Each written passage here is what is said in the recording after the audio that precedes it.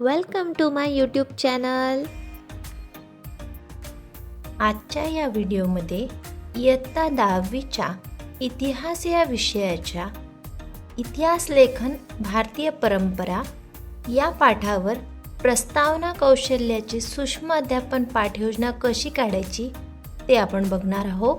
सुरुवातीला छात्र अध्यापकाचे नाव लिहून घ्यायचे, शाळेचे नाव इयत्ता 10वी, कौशल्य आहे प्रस्तावना कौशल्य, विषय आहे इतिहास, घटक घेतलेला आहे आपण इतिहास लेखन भारतीय परंपरा आणि त्यामध्ये उपघटक आहे भारतीय इतिहास लेखनाची वाटचाल.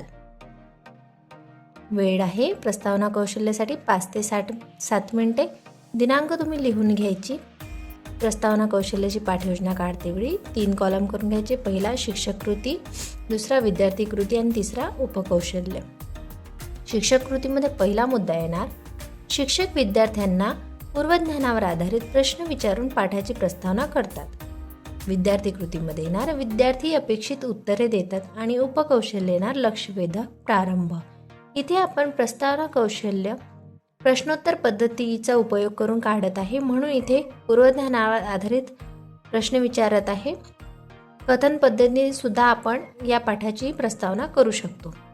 तर बघा, प्रश्नोत्तर पद्धतीने प्रस्तावना कौशल्याची पाठयोजना काढतेवेळी पहिला प्रश्न शिक्षकांनी घेतलेला आहे, मुलांनो, आपल्या घरात आपल्या आजोबांच्या किंवा पणजोबाच्या काळातील काही जुन्या वस्तू आहेत काय?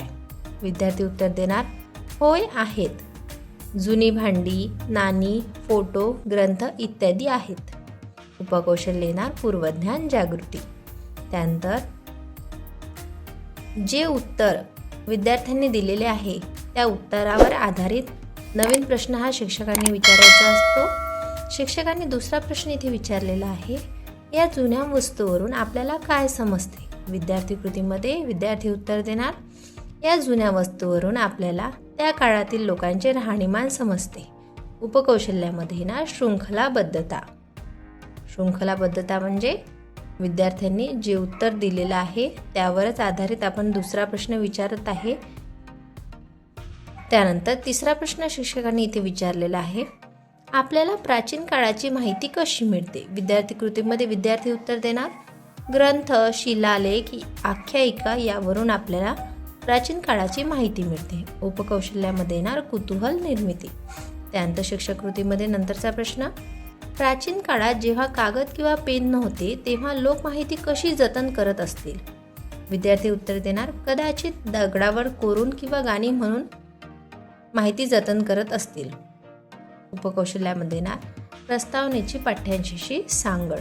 त्यानंतर शिक्षक कृतीमध्ये नंतरचा प्रश्न, भारतीय परंपरेत इतिहास कसा जतन केला गेला असेल? विद्यार्थी कृतीमध्ये येणार विद्यार्थी अनुमान लावण्याचा प्रयत्न करतात.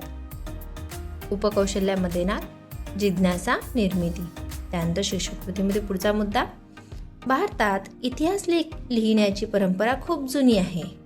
आपण बखर किंवा शिलालेख या शब्दाबद्दल ऐकले आहे काय? विद्यार्थी उत्तर देणार, हो, किल्ल्यांवर शिलालेख असतात आणि पोवाड्यांमध्ये बखरीचा उल्लेख येतो. उपकौशल्यामध्ये येणार पाठ्यांशाचे महत्त्व कथन. त्यानंतर शिक्षक कृतीमध्ये शेवटचा मुद्दा, मुलांनो, आज आपण आपल्या भारतामध्ये प्राचीन काळापासून आधुनिक काळापर्यंत इतिहास लिहिण्याची पद्धती कशी बदलत गेली याचा अभ्यास इतिहास लेखन भारतीय परंपरा या पाठात करणार आहे. विद्यार्थी कृतीमध्ये येणार विद्यार्थी लक्षपूर्वक ऐकतात आणि उपकौशल्यामध्ये ना हेतुकथन आणि शीर्षक लेखन.